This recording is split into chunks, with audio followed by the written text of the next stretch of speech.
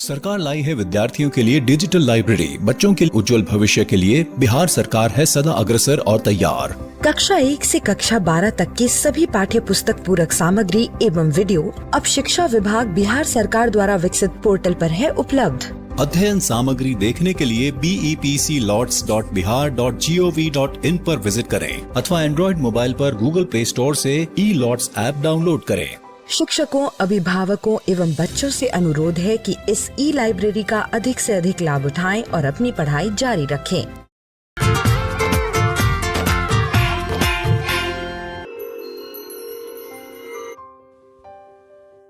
बापू की कहानी, जिसमें हम बात करेंगे महात्मा गांधी के जीवन के बारे में। पिछली बार हमने ये जाना कि भारत से लौटकर बापू अपने परिवार के साथ जब दक्षिण अफ्रीका पहुंचे तो उन्हें जहाज से उतरने नहीं दिया गया। उन्होंने दक्षिण अफ्रीका में सत्याग्रह आंदोलन भी शुरू किया। वे अपने साथियों के साथ एक बस्ती में रहने लगे। उन्होंने वहीं अपना आश्रम बनाया। अंग्रेज सरकार के बनाए अन्यायपूर्ण कानूनों के खिलाफ उन्होंने आवाज उठाई और आंदोलन शुरू किया। फिर अंग्रेज सरकार द्वारा कानून वापस लिया गया। गांधी जी भारत लौटने की तैयारी में लग गए। स्वदेश लौटकर 1 साल तक गांधी जी ने देश भर में घूमा। लोगों की हालात उनके पास जाकर वो समझते रहे। हिंदुस्तान की दुर्दशा को करीब से समझने लगे और आखिर में वे अहमदाबाद में बसे और वहीं सत्याग्रह आश्रम बनाया। यहाँ पर जुलाहों को बुलाकर गांधी जी ने अपने हाथ से कपड़ा बनाना सीखा। अब गांधी जी कांग्रेस के कामकाज में हिस्सा लेने लगे थे। कांग्रेस नेताओं के कहने से चंपारण के एक किसान गांधी जी को बिहार लेकर आए। किसान नील के व्यापारियों से बड़े परेशान थे। लंदन में उनके साथ पड़े हुए वकीलों की गांधी जी ने मदद ली। नीलहों के अत्याचारों पर रपट तैयार करके सरकार पर जोर डालना था कि वो कानून बदले। वकील किसानों का मामला लेकर अदालत का दरवाजा खटखटाना चाहते थे। गांधी जी सत्याग्रह के तरीके सीख चुके थे। उन्होंने एक अलग रास्ता सुझाया। उन्होंने कहा, जहाँ रैयत इतनी कुचली गई है, जहाँ सब इतने भयभीत रहते हैं, वहाँ कचहरियों के मार्फत थोड़े ही इलाज हो सकता है। लोगों के लिए सच्ची दवा तो उनके डर को भगाना है। किसानों से मिल मिलकर गांधी जी ने उनका दुख दर्द पूछा। उनकी रपट तैयार वो करते गए। वे सर्वेक्षण कर रहे थे, तभी उनकी गिरफ्तारी के आदेश आ गए। अदालत में गांधी जी ने एकदम निडरता से कहा कि वो चंपारण नहीं छोड़ेंगे। बाहर असंख्य लोग गांधी जी के समर्थन में जमा थे। दबाव में आकर मजिस्ट्रेट ने उन्हें छोड़ दिया। लगभग 8 महीने गांधी जी चंपारण में रहे। दक्षिण अफ्रीका की ही तरह यहाँ भी सत्य की जीत हुई। अंग्रेज सरकार ने घुटने टेके। किसानों को परेशान करने वाली नील की खेती का अंत हुआ। चंपारण सत्याग्रह की सफलता ने गांधी जी को कांग्रेस के मुख्य नेताओं के आगे खड़ा कर दिया। चंपारण की ही तरह गुजरात के खेड़ा में भी किसानों ने सत्याग्रह किया। वकील सरदार पटेल अब कांग्रेस के नेता बन चुके थे। अहमदाबाद में कपड़ों के कारखानों के मजदूरों ने हड़ताल कर दी थी। उनकी नेता थी कारखानों की मालिक की बहन अनसुईया साराभाई। मजदूरों के लिए यहाँ गांधी जी ने उपवास किया। फिर ऐसा समझौता कराया जो सबको मंजूर था। खूब ढूंढने के बाद गांधी जी को एक चरखा मिला और अब खादी का समय आ गया था। सन 1921 में ऐसे कई विरोधों के मिलने से असहयोग आंदोलन उभर कर आया। यह पूरे देश में फैल गया। अब आजादी की लड़ाई के मुख्य नेता गांधी जी ही थे। सन 1930 में नमक सत्याग्रह शुरू हुआ, जो और भी बड़ा आंदोलन था। सन 1942 में सबसे बड़ा आंदोलन शुरू हुआ, भारत छोड़ो आंदोलन। अब अंग्रेजों के लिए भारत पर राज करना मुश्किल था। सन 1944 में रेडियो पर एक भाषण में नेताजी सुभाष चंद्र बोस ने पहली बार गांधी जी को एक विशेष नाम से पुकारा। पता है वो नाम क्या था? राष्ट्रपिता। और तभी से हम गांधी जी को राष्ट्रपिता कहकर बुलाते हैं। और गांधी जी तो अपने दो प्रिय हथियारों की ही बात करते रहे। जानते हो वो क्या थे? आज हम सीखेंगे पूर्णांकों का साहचर्य गुण। क्या आपको पता है कि हम किन्हीं भी तीन पूर्णांकों को किसी भी प्रकार समूह बनाकर जोड़ सकते हैं या इनका गुणा कर सकते हैं, लेकिन हम किसी भी प्रकार समूह बनाकर इनका व्यवकलन या विभाजन नहीं कर सकते। पूर्णांकों के इस गुण को साहचर्य गुण यानी एसोसिएटिव प्रॉपर्टी के नाम से जाना जाता है। यह गुण हमें संक्रियाओं को समूह बनाकर यानी कि कोष्ठकों के उपयोग से हल करना सिखाता है। आइए इसे समझें। हम शुरुआत करेंगे इस सवाल से कि क्या पूर्णांकों के लिए योग सहचारी यानी एसोसिएटिव है या नहीं। इसे पता करने के लिए हम तीन पूर्णांकों को जोड़ेंगे। मान लीजिए हमें ऋण 4, ऋण 9 और 11 को जोड़ना है। अगर हम ऋण 4 और ऋण 9 का समूह बनाते हैं तो इनका परिणाम होगा ऋण 13। फिर हम इसमें 11 जोड़ेंगे, इससे हमें परिणाम प्राप्त होगा ऋण 2। इसी तरह अगर हम ऋण 9 और 11 का समूह बनाते हैं तो इस समूह का कुल मान होगा 2 और फिर हम इसमें ऋण 4 जोड़ते हैं तो हमें तीनों का कुल मान प्राप्त होगा ऋण 2। यहाँ दोनों स्थितियों में परिणाम बराबर है, यानी कि हम पूर्णांकों को किसी भी प्रकार समूह बनाकर जोड़ सकते हैं। व्यापक रूप में किन्हीं भी तीन पूर्णांकों a, b, c के लिए a धन b धन c बराबर a धन b धन c है, इसलिए हम कह सकते हैं कि पूर्णांकों के लिए योग साहचर्य है। अब आप समझ ही गए होंगे कि हम ऋण 4, ऋण 9 और 11 का योग करने के लिए किसी भी प्रकार समूह बना सकते हैं। क्या इनका व्यवकलन करने के लिए किसी भी प्रकार समूह बनाया जा सकता है? क्या ऐसा करने से परिणाम में कोई परिवर्तन नहीं आएगा? सोचिए सोचिए। चलिए हम बताते हैं। अगर हम ऋण 4 और ऋण 9 का समूह बनाते हैं तो इनके व्यवकलन का परिणाम होगा 5। फिर हम इसमें से 11 का व्यवकलन करते हैं तो हमें परिणाम प्राप्त होगा ऋण 6। इसी तरह अगर हम ऋण 9 और 11 का समूह बनाते हैं तो इनके व्यवकलन का परिणाम होगा ऋण 20। ऋण 4 से ऋण 20 को घटाने पर हमें परिणाम प्राप्त होगा 16। यहाँ दोनों स्थितियों में परिणाम बराबर नहीं है, इससे हमें क्या पता चलता है? सोचिए सोचिए। इससे हमें पता चलता है कि हम पूर्णांकों का व्यवकलन करने के लिए अलग अलग प्रकार से समूह नहीं बना सकते।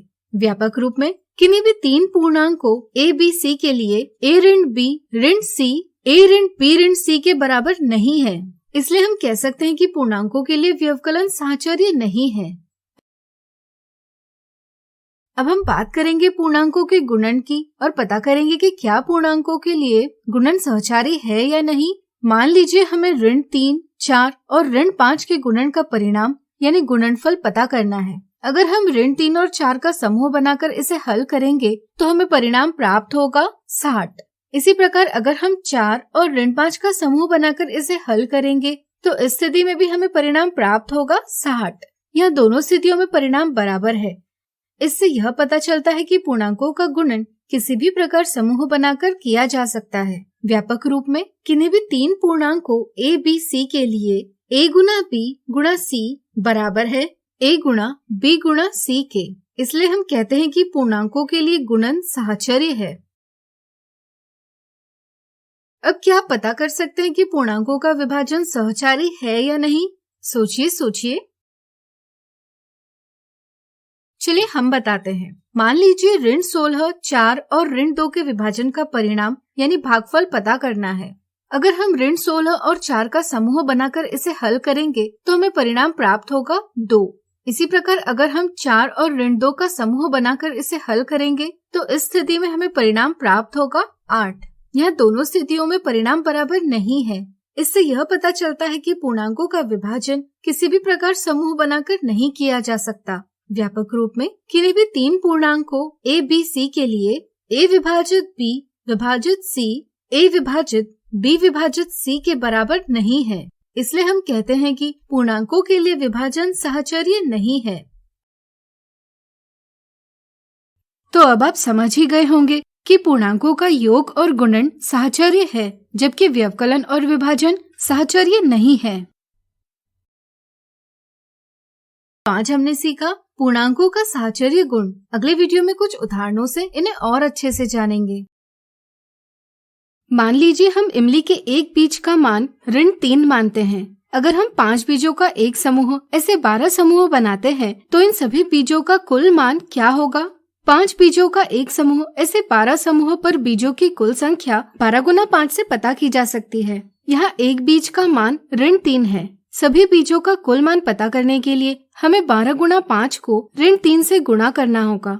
चूँकि पूर्णांकों के लिए गुणन साहचर्य यानी एसोसिएटिव है, इसलिए हम पूर्णांकों के गुणन में किन्हीं भी 2 पूर्णांकों का समूह बना सकते हैं। जैसे यहाँ हम ऋण 3 और 12 का समूह बना सकते हैं या 12 और 5 का समूह बना सकते हैं। अगर हम ऋण 3 और 12 का समूह बनाकर हल करेंगे तो हमें परिणाम प्राप्त होगा ऋण 180। अगर हम 12 और 5 का समूह बनाकर हल करेंगे तो भी हमें यही परिणाम प्राप्त होगा। क्या आप बता सकते हैं ऐसा क्यों हुआ? सोचिए। बिल्कुल सही, क्योंकि पूर्णांकों के लिए गुणन साहचर्य है। किसी भी प्रकार समूह बनाकर हल करने पर हमें परिणाम प्राप्त होगा ऋण 180, जो हमें बताता है कि इमली के सभी बीजों का कुल मान ऋण 180 है। अगला उदाहरण, किसी बैंक के खाता बही में जमा धनराशि को धनात्मक पूर्णांक से दर्शाया जाता है और निकाली गई धनराशि को ऋणात्मक पूर्णांक से दर्शाया जाता है। बैंक में दिनेश का खाता है। कुछ दिन पहले दिनेश के बैंक खाते में 3,589 रुपए शेष धनराशि थी। सोमवार को वो अपने खाते में 1,325 रुपए जमा करता है, लेकिन कुछ दिन बाद खेती का सामान खरीदने के लिए 4,575 रुपए निकालता है। तो अब उसके खाते में कितनी धनराशि बची? दिनेश के बैंक खाते में 3,589 रुपए जमा थे, जिसकी उसे खाता बही में धन 3,589 से अंकित किया जाएगा। उसने सोमवार को खाते में 1,325 रुपए जमा किए, जिसे उसकी खाता बही में धन 1,325 से अंकित किया जाएगा। कुछ दिन बाद वो अपने बैंक खाते से 4,575 रुपए निकालता है, जिसे उसके खाता बही में ऋण 4,575 से अंकित किया जाएगा। दिनेश के बैंक खाते में अब कितनी धनराशि शेष है, यह पता करने के लिए तीनों धनराशियों का योग करना होगा। चूँकि पूर्णांकों के लिए योग साहचर्य है, इसलिए हम पूर्णांकों के योग में किन्हीं भी 2 पूर्णांकों का समूह बना सकते हैं। जैसे यहाँ हम 3,589 और 1,325 का समूह बना सकते हैं, या 1,325 और ऋण 4,575 का समूह बना सकते हैं। अगर हम 3,589 और 1,325 का समूह बनाकर इस उदाहरण को हल करेंगे तो हमें परिणाम प्राप्त होगा 339। अगर हम 1,325 और ऋण 4,575 का समूह बनाकर हल करेंगे तो भी हमें यही परिणाम प्राप्त होगा, यानी कि 339। इसलिए दिनेश के खाता बही में शेष धनराशि धन 339 से अंकित की जाएगी। मिथ्या धारणा 1, पुनीत और प्रिया को ऋण 34, 25 और 4 के व्यवकलन का परिणाम प्राप्त करना था। पुनीत ने इसे ऋण 34 और 25 का समूह बनाकर हल किया और परिणाम प्राप्त किया ऋण 63। प्रिया ने इसे 25 और 4 का समूह बनाकर हल किया और परिणाम प्राप्त किया ऋण 55। तो बताइए कौन सही है?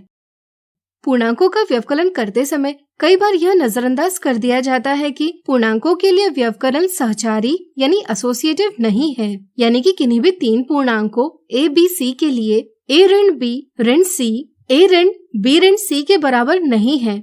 यहाँ प्रिया ने इसे 25 और 4 का समूह बनाकर हल किया है, जिससे उसे ऋण 55 यह गलत परिणाम प्राप्त हुआ है। सही समझ यह है कि व्यवकलन करने के लिए पहले 2 पूर्णांकों का व्यवकलन किया जाना चाहिए, फिर परिणाम से तीसरे पूर्णांक का व्यवकलन किया जाना चाहिए। इसलिए पुनीत का जवाब सही है, यानी कि दिए सवाल का सही जवाब है ऑप्शन 1। मिथ्या धारणा 2, साहचर्य गुण यानी एसोसिएटिव प्रॉपर्टी पढ़ाने के बाद शिक्षक ने गृह कार्य के लिए बच्चों को सवाल दिया, ऋण 312 विभाजित 6 विभाजित 2 का परिणाम ज्ञात कीजिए। संध्या ने इसका जवाब ऋण 104 प्राप्त किया और वरुण ने ऋण 26 प्राप्त किया। आपके विचार में कौन सही है?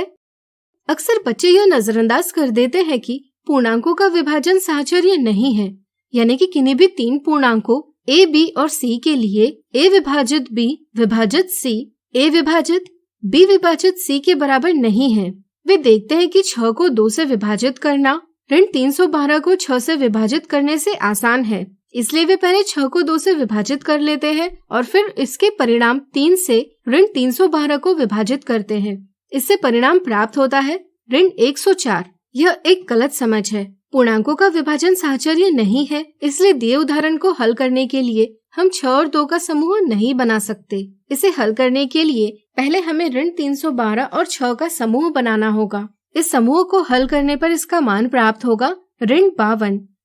फिर हमें ऋण 52 को 2 से विभाजित करना होगा। इससे सही परिणाम प्राप्त होगा ऋण 26। इसलिए हम कह सकते हैं कि संध्या ने गलत जवाब दिया है और वरुण ने सही। मिथ्या धारणा 3। सुधीर और नयन ऋण 16 गुना 2 गुना 5 को हल कर रहे थे। उन्होंने इसे निम्न प्रकार से हल किया। पता कीजिए कौन सही है।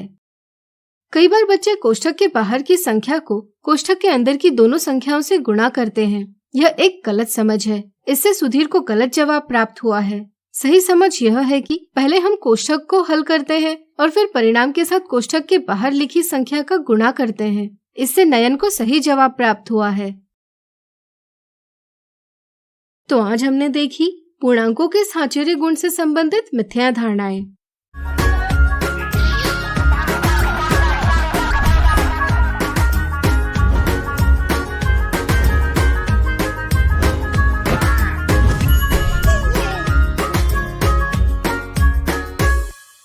आज हम सीखेंगे समकोण त्रिभुज और पाइथागोरस गुण।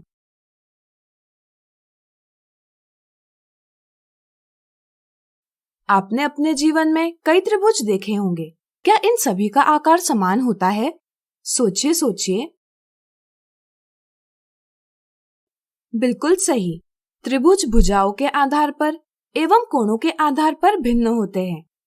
जब हम बात करते हैं कोणों के आधार पर त्रिभुजों के वर्गीकरण की, तो हम त्रिभुजों के कोणों की समकोण से तुलना करते हैं। यदि त्रिभुज के सभी कोण समकोण से छोटे हो तो उसे हम न्यून कोण त्रिभुज यानी अक्यूट एंगल ट्रायंगल कहते हैं। और यदि त्रिभुज का कोई एक कोण समकोण से बड़ा हो तो उस कोण को हम अधिक कोण त्रिभुज यानी ऑब्ट्यूस एंगल ट्रायंगल कहते हैं। लेकिन अगर त्रिभुज का कोई एक कोण समकोण ही हो तो ऐसे त्रिभुज को हम एक समकोण त्रिभुज यानी राइट एंगल ट्रायंगल कहते हैं।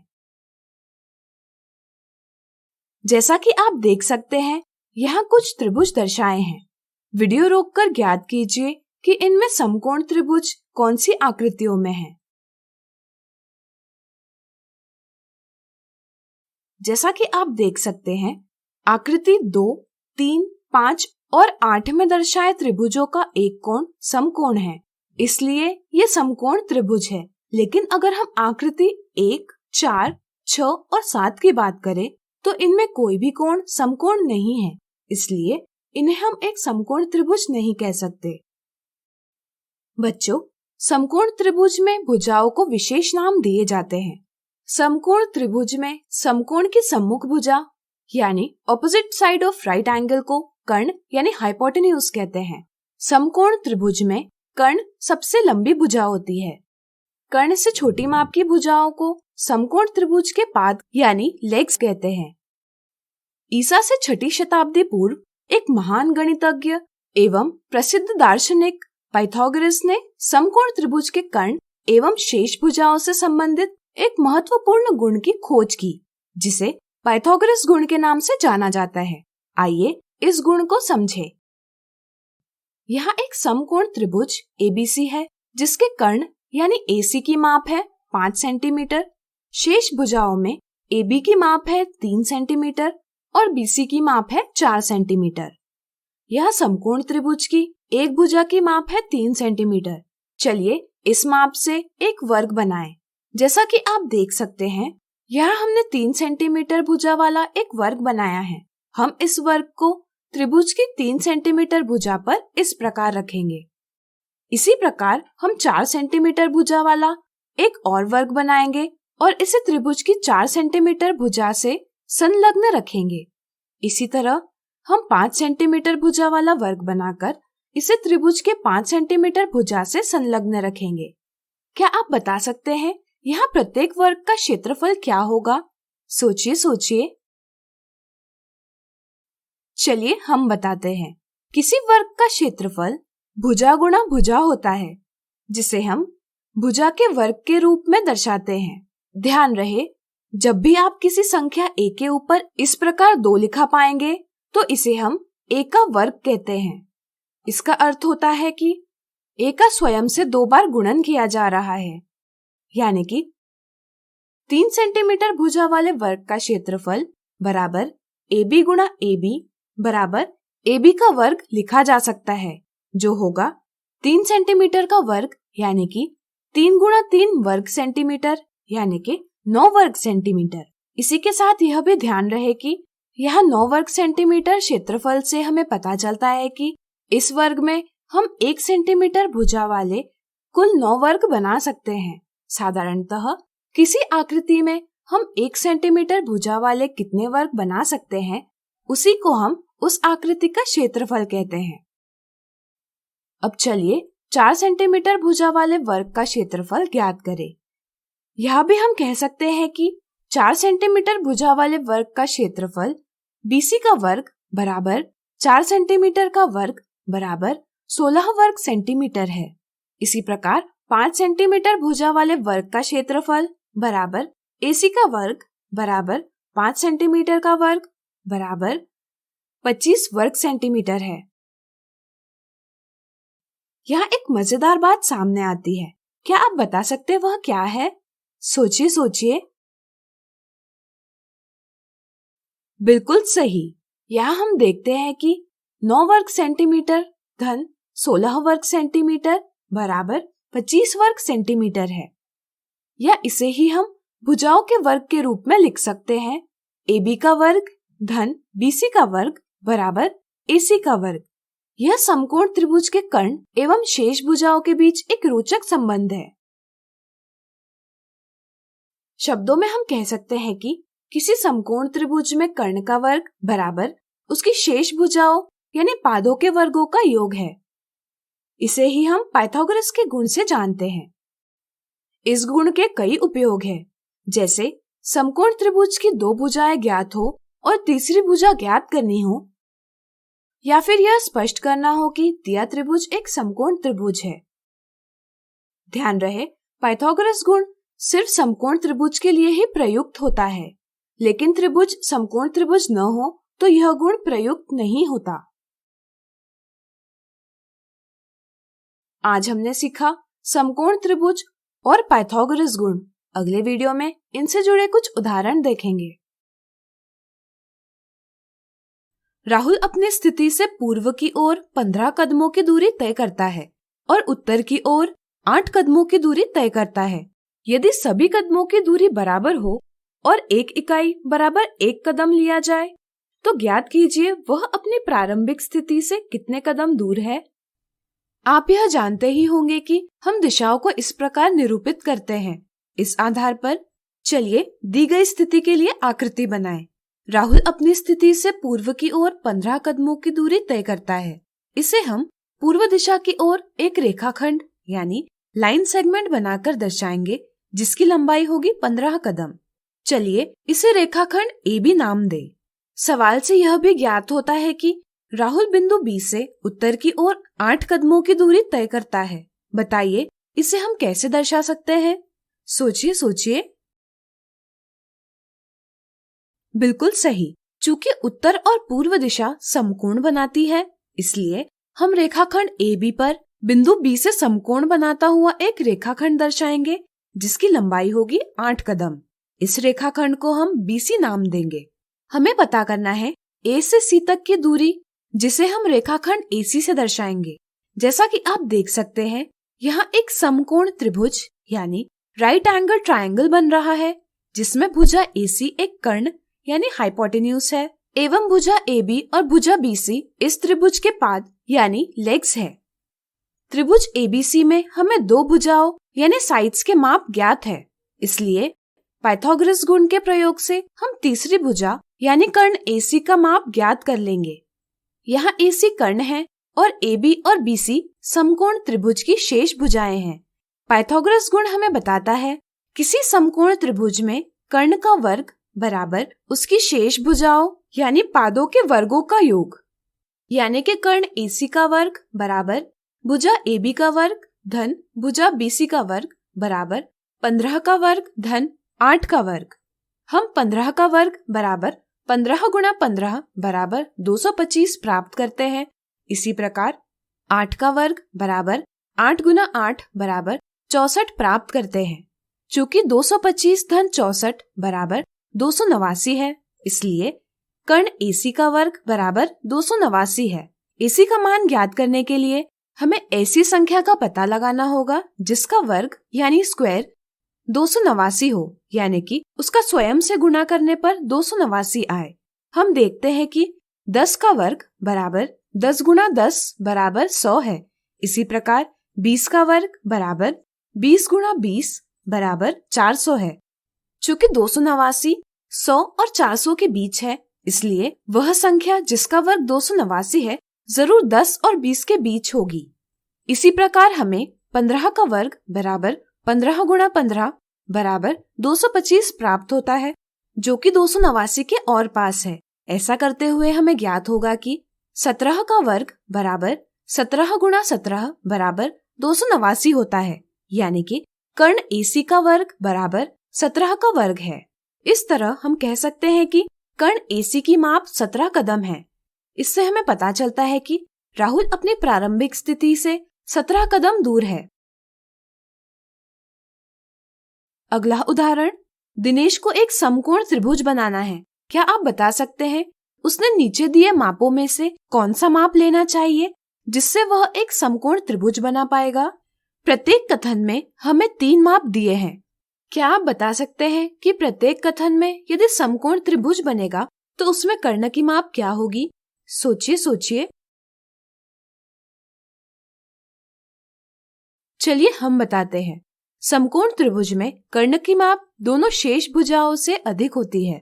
इस समझ से हम कर्ण की माप का पता लगा सकते हैं। पहले कथन में हम देखते हैं कि 9 सेंटीमीटर शेष मापों से बड़ी माप है, इसलिए यह कर्ण की माप हो सकती है।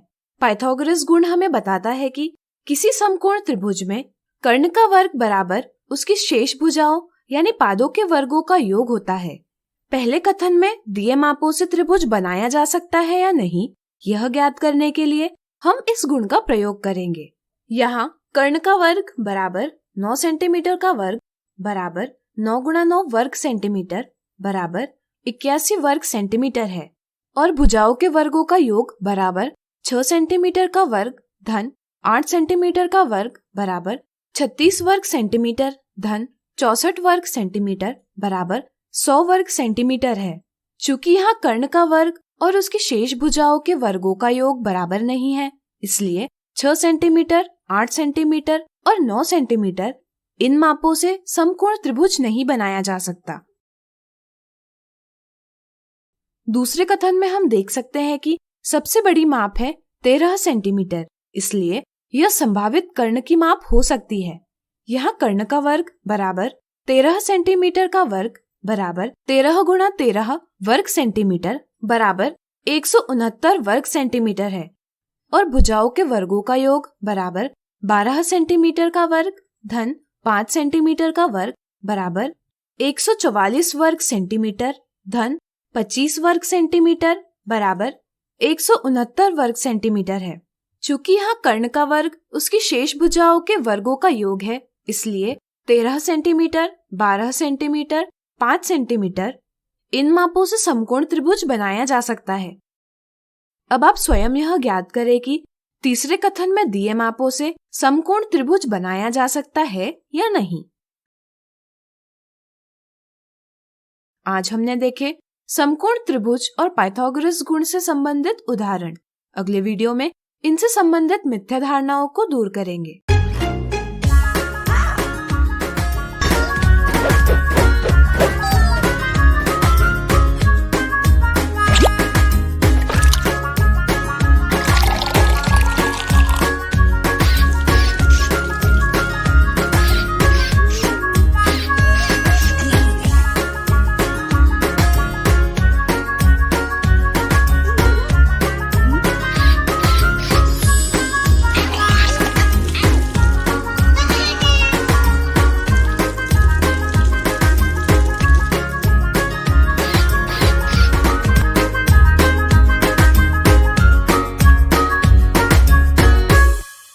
अभाज्य गुणनखंडन द्वारा वर्गमूल ज्ञात करना। Finding square root of a number by prime factorisation. Hello दोस्तों, इस वीडियो में हम अभाज्य गुणनखंडन प्राइम फैक्टराइजेशन विधि द्वारा वर्गमूल ज्ञात करना सीखेंगे। दोस्तों, स्क्रीन पर कुछ पूर्ण वर्ग संख्याएं हैं। क्या आप इन सब का वर्गमूल ज्ञात कर सकते हैं? अगर 4 का वर्ग 16 होता है तो हम कह सकते हैं कि 16 का वर्गमूल स्क्वायर रूट 4 है। इसी तरह 5 का वर्ग 25 होता है तो हम कह सकते हैं कि 25 का वर्गमूल 5 है। तो बताइए, अगर 7 का वर्ग 49 है तो 49 का वर्गमूल क्या होगा? बिल्कुल सही, 49 का वर्गमूल होगा 7। क्या इसी तरह आप संख्या 729 का वर्गमूल ज्ञात कर सकते हैं? हमें सभी पूर्ण वर्ग संख्याओं का वर्गमूल हमेशा याद रहे यह जरूरी नहीं है, लेकिन हम अलग अलग विधियों से इसे ज्ञात कर सकते हैं। चलिए हम 729 का वर्गमूल अभाज्य गुणनखंडन विधि प्राइम फैक्टराइजेशन मेथड द्वारा ज्ञात करते हैं। इस विधि के नाम से ही हमें संकेत मिलता है कि हमें संख्या का अभाज्य गुणनखंडन करना होगा। इस विधि में हम संख्या को अभाज्य संख्याओं प्राइम नंबर से तब तक भाग देते हैं जब तक हमें कोई अभाज्य संख्या या 1 प्राप्त न हो। इसके लिए हम स्क्रीन पर दिखाई आकृति बनाएंगे। ऊपरी पंक्ति के दूसरे स्तंभ में हम वह संख्या लिखेंगे जिसका हमें अभाज्य गुणनखंडन करना है। चलिए शुरू करते हैं। वह सबसे छोटी अभाज्य संख्या ज्ञात कीजिए जो 729 को पूर्ण रूप से विभाजित करे। वह है 3। 3 को पहली पंक्ति के पहले स्तंभ में लिखिए। 729 को 3 से विभाजित करने पर परिणाम 243 प्राप्त होता है। इसे आप 729 के नीचे लिखिए। अब वह सबसे छोटी अभाज्य संख्या ज्ञात कीजिए जो 243 को पूर्ण रूप से विभाजित करे। वह है 3। 3 को दूसरी पंक्ति के पहले स्तंभ में लिखिए। 243 को 3 से विभाजित करने पर 81 प्राप्त होता है। इसे आप 243 के नीचे लिखिए। अब वह सबसे छोटी अभाज्य संख्या ज्ञात कीजिए जो 81 को पूर्ण रूप से विभाजित करे। वह है 3। 3 को तीसरी पंक्ति के पहले स्तंभ में लिखिए। 81 को 3 से विभाजित करने पर परिणाम 27 प्राप्त होता है। इसे आप 81 के नीचे लिखिए। 27 एक अभाज्य संख्या नहीं है। 3 27 का अभाज्य गुणनखंड है। इसे आप उसके निर्धारित स्थान पर लिखिए। 27 को 3 से विभाजित करने पर हमें 9 प्राप्त होता है। 9 को 27 के नीचे लिखिए। हम जानते हैं कि 3 का वर्ग बराबर 9 होता है, इसलिए हम 5वीं पंक्ति के पहले स्तंभ में 3 और 9 के नीचे भी 3 लिखेंगे। अब हमें दूसरे स्तंभ की आखिरी पंक्ति में संख्या 3 मिलती है, जो एक अभाज्य संख्या है जिसके केवल 2 ही गुणनखंड हैं, संख्या 1 और 3, जिन्हें हम इस प्रकार अंकित करते हैं। पहले स्तंभ में संख्या 729 के सभी अभाज्य गुणनखंड लिखित हैं और दूसरे स्तंभ की आखिरी पंक्ति में संख्या 1। यह दर्शाता है कि यह प्रक्रिया समाप्त हो गई है। हम संख्या 729 को उसके अभाज्य गुणनखंडों के गुणनफल के रूप में इस तरह लिख सकते हैं। अब हम यह देखेंगे कि इस गुणनखंडन में कितनी अभाज्य संख्याएं युग्मों में हैं। यहाँ संख्या 3 के 3 युग्म हैं। घातांकों के नियमों से हम गुणनखंडों के इस गुणन को इस प्रकार लिख सकते हैं। हमें 729 27 के वर्ग के बराबर मिलता है, अर्थात हम कह सकते हैं कि 729 का वर्गमूल 27 है। इस प्रकार यहाँ हमने संख्या 729 का वर्गमूल प्राप्त किया। दोस्तों, अब बताइए कि क्या 432 एक पूर्ण वर्ग संख्या है? अगर है तो अभाज्य गुणनखंडन विधि द्वारा इसका वर्गमूल ज्ञात कीजिए, और अगर नहीं है तो वह संख्या ज्ञात कीजिए जिससे इसे भाग करने पर हमें एक पूर्ण वर्ग संख्या मिल जाए। आप वीडियो को यहाँ रोककर इस संख्या का अभाज्य गुणनखंडन कीजिए। हम जानते हैं कि यदि कोई संख्या एक पूर्ण वर्ग संख्या है तो वह अपने वर्गमूल के वर्ग के बराबर होती है। अब संख्या 432 को उसके अभाज्य गुणनखंडों के गुणनफल के रूप में दर्शाएं।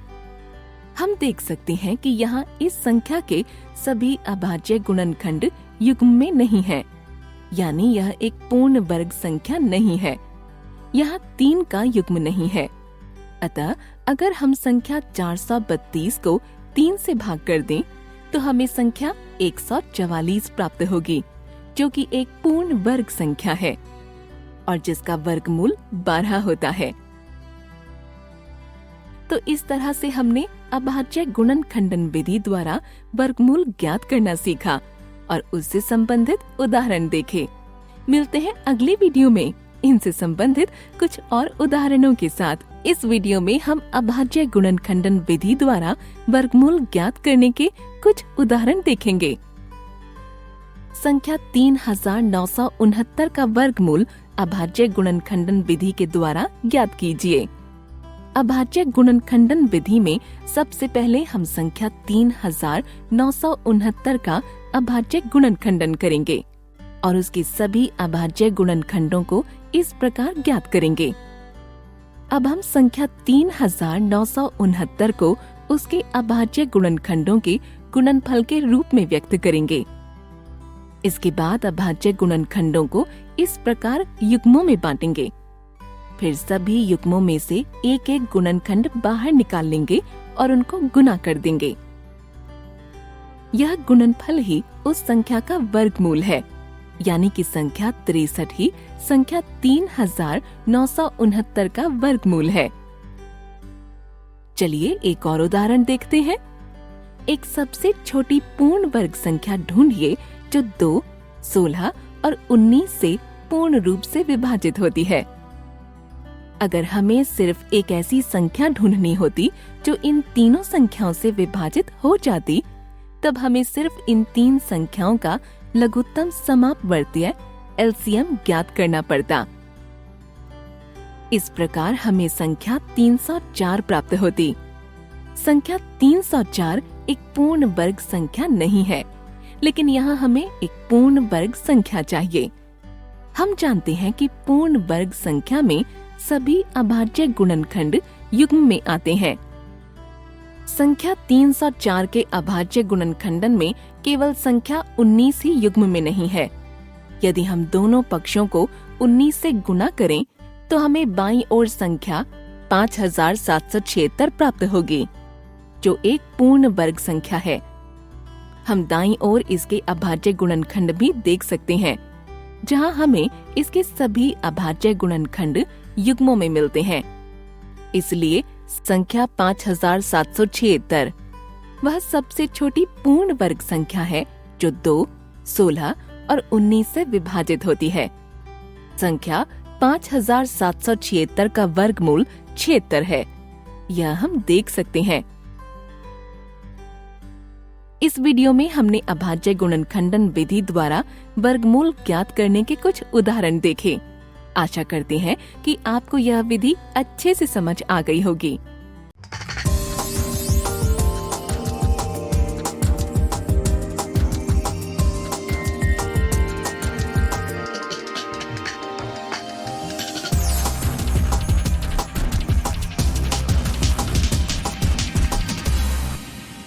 नमस्कार, संजय गांधी जैविक उद्यान के जू आउटरीच प्रोग्राम में एक बार फिर आपका स्वागत है।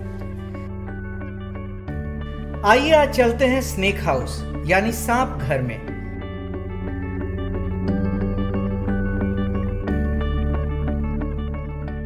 आज की इस कड़ी में बात करेंगे यहाँ के 3 प्रकार के सांपों के बारे में।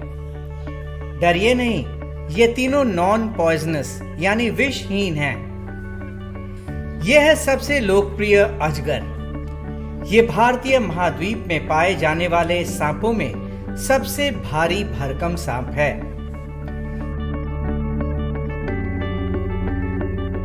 एक वयस्क अजगर की औसत लंबाई 14 फीट और वजन 50 किलोग्राम तक होता है। अजगर, जिसे अंग्रेजी में पाइथन कहते हैं, ज्यादातर उजले या पीले रंग के होते हैं।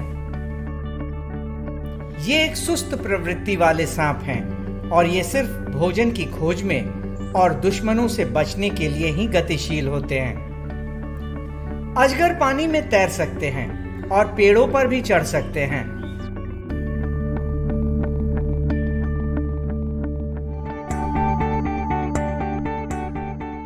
इनका मुख्य भोजन छोटे स्तनधारी जंतु, पक्षी और सरीसृप यानी रेप्टाइल्स होते हैं। अजगर एक ऐसा सांप है जो छोटे हिरण को भी निगल सकता है।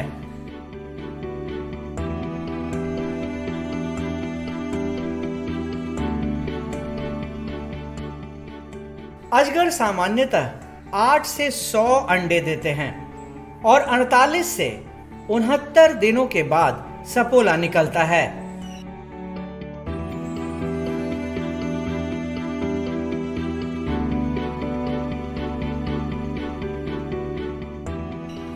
ये अपने शिकार को अपने शरीर से लपेट के मार देते हैं।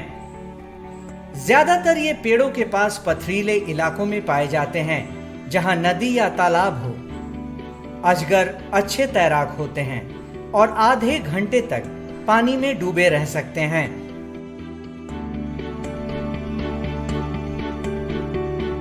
जैसा कि हम जानते हैं कि स्नेक हाउस हमेशा से ही दर्शकों के बीच में काफ़ी ज़्यादा आकर्षण का केंद्र रहा है।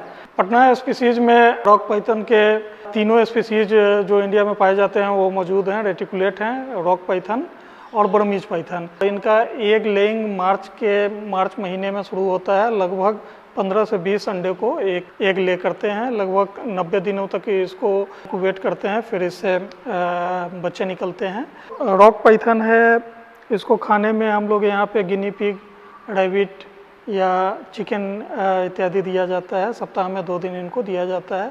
और हमारा फ्यूचर प्लान में एक और स्पीसीज को अभी हम लाने जा रहे हैं, किंग कोबरा का, जो एक अतिरिक्त आकर्षण का केंद्र होगा। इसके अतिरिक्त डेनमार्क से यहाँ कुछ स्पीसीज आने जा रहे हैं रेप्टाइल्स में ही, जिसमें आपके ग्रीन एनाकोंडा, बॉल पाइथन, फिर राइनो इगुआना, इसके अलावा नाइल क्रोकोडाइल भी आने जा रहा है। तो जो यहाँ का कलेक्शन प्लान है वो काफ़ी ज़्यादा इम्प्रूव हो जाएगा। अब चलते हैं धामिन यानी रैट स्नेक के एनक्लोजर के पास, जो दक्षिण पूर्व एशिया में पाए जाने वाला एक विषहीन सांप है। शुष्क स्थलों पर यह पीले रंग का होता है, लेकिन पानी वाले जगहों में ये काले रंग के भी होते हैं। इनका शरीर लंबा और पूंछ पतली होती है।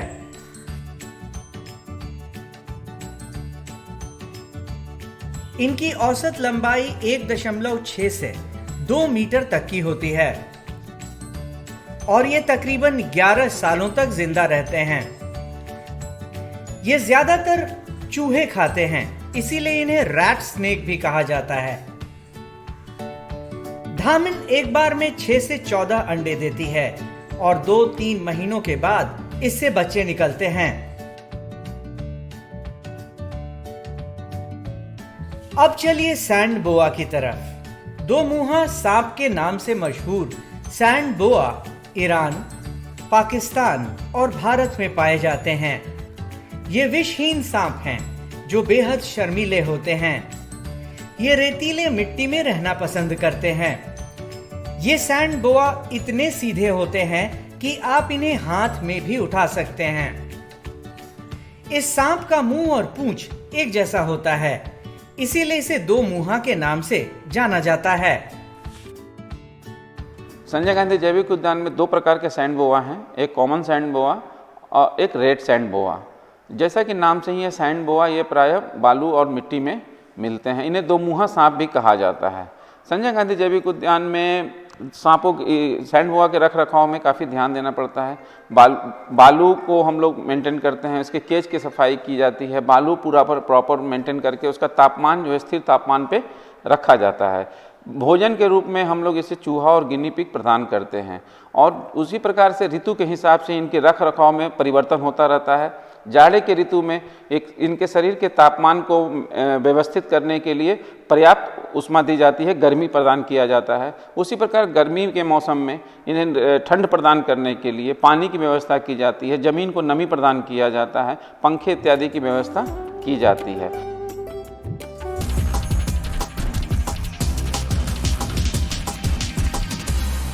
नमस्कार, स्वागत है आपका पटना जू के आउटरीच प्रोग्राम के अंतर्गत एपिसोड 2 में।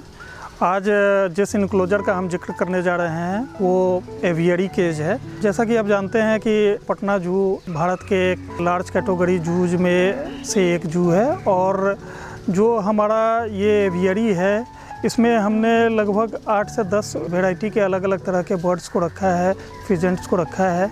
और जो मेन बर्ड्स हैं कि रोजी पेलिकन है, मलाड है, बार हेडेड गूज है, ब्राह्मणी डक है। इसके अलावा फिजेंट्स को भी silver pheasant, peafowl, lesser adjutant, इन सभी को रखा गया है जो अपने प्राकृतिक अधिवास जैसा यहाँ पे अनुभव करते हैं।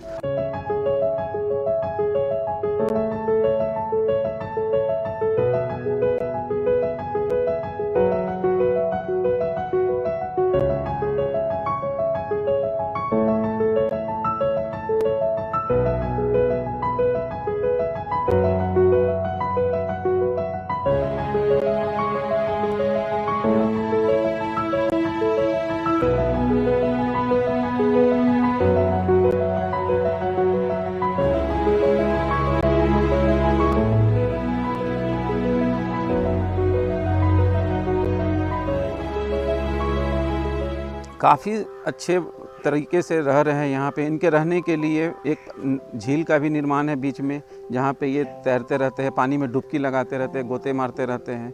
और पक्षियों को गर्मी से बचाने के लिए यहाँ पे एक फव्वारे का भी इंतज़ाम किया गया जो हमेशा फव्वारा चलता रहता है, जिससे कि पक्षी काफ़ी आनंद उठाते रहते हैं।